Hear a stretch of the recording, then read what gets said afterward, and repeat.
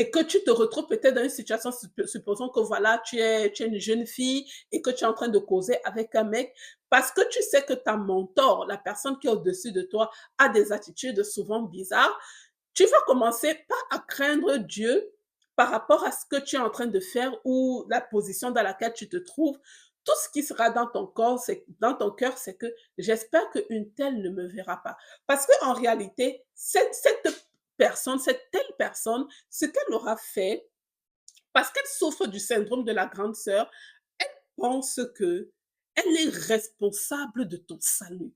Elle pense tellement bien faire que si elle ne le fait pas, véritablement, tu mourras. Et si tu meurs, elle aura des comptes à rendre à Dieu. Mais ça part d'un très bon sentiment, qu'on soit d'accord.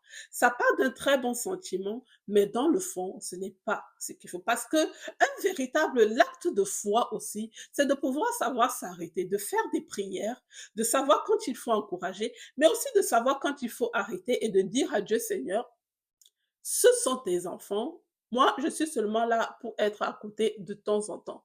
S'il ne veut pas écouter, Seigneur, vraiment, gère. C'est ce que tu dois pouvoir faire. Mais parce que tu as à l'intérieur de toi ce truc que tu as trimballé depuis ton enfance, qui fasse en sorte que tu dois être au contrôle de tout. Tu dois contrôler tout. Tu dois trop aimer les gens, tu dois trop les protéger. Tu vas même commencer à essayer à anticiper des potentiels problèmes qui pourraient subvenir parce que tu as une vision 360 de tout ce qui pourrait se passer. Mais ma belle, relax, relax.